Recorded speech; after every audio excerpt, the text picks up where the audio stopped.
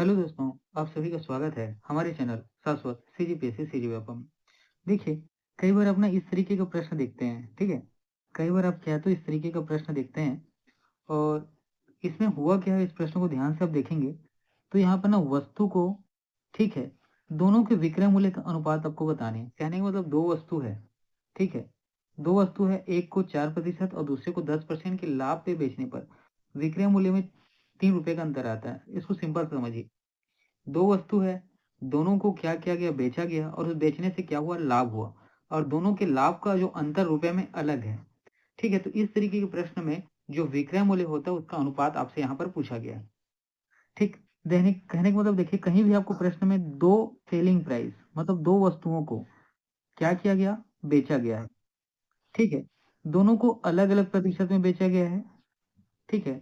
दोनों को क्या तो अलग अलग कहने का मतलब मान लीजिए एक एक में और एक दो में, ठीक है, इसमें बेचा गया है। दोनों में क्या हुआ है, जो बेचा गया उसी में क्या हुआ है, उसको प्रॉफिट हुआ है।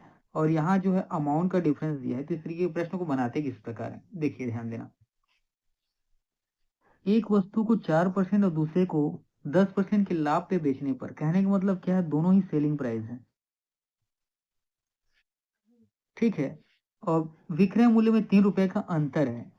देखिए, तो दोनों के विक्रय मूल्य का अनुपात आपको बताना है, ठीक। मान लीजिए एक वस्तु कितना का था, 100 रुपए का था। दूसरा वस्तु भी देखिए, सेलिंग प्राइस को बताने के पहले आपको ना कॉस्ट प्राइस पता होना चाहिए, ठीक। जैसे कि पता होना चाहिए मतलब ये ऐसा नहीं है कि एकदम एग्जैक्ट पता होना चाहिए, ठीक है। आप उसके लिए क्या अपने अकॉर्डिंग कुछ भी ले सकते हैं, ठीक है, ताकि आप आंसर निकाल सकें। तो मान लीजिए एक वस्तु का सेलिंग प्राइस 100 था, दूसरे का कितना था, दूसरे का बस 100 था, दोनों 100 था। इसमें कितने का 4% का प्रॉफिट हुआ, तो ये कितना हो गया, 104 हो गया। और इसमें कितने प्रतिशत का प्रॉफिट हुआ, तो 10% का प्रॉफिट हुआ, तो ये हो गया 110। अब क्या बोला गया है कि इन दोनों के बीच का, ठीक है, इन दोनों के बीच का जो डिफरेंस है, ये जो 6% का डिफरेंस है 4 और 10 के बीच, ये कितना दिया है, 3 दिया है। तो अगर मैं 1% का डिफरेंस निकालूं तो ये कितना हो जाएगा, आधा हो जाएगा। तो यहाँ पर देखिए 104% ये है, ठीक है। और ये कितना है, 110%, 110%। अब इसका आप आधा कर देंगे क्योंकि 1% का वैल्यू यहाँ पे आधा है। अगर आप इसका क्या करेंगे, आधा करेंगे तो ये कितना हो जाएगा, 52% हो जाएगा। और इसका आप आधा करेंगे तो कितना आ जाएगा, 55%। और यही आपका उत्तर है। देखिए कहाँ है, ऑप्शन ए में। और ऑप्शन ए किसमें दिया है, यहाँ पे सी में।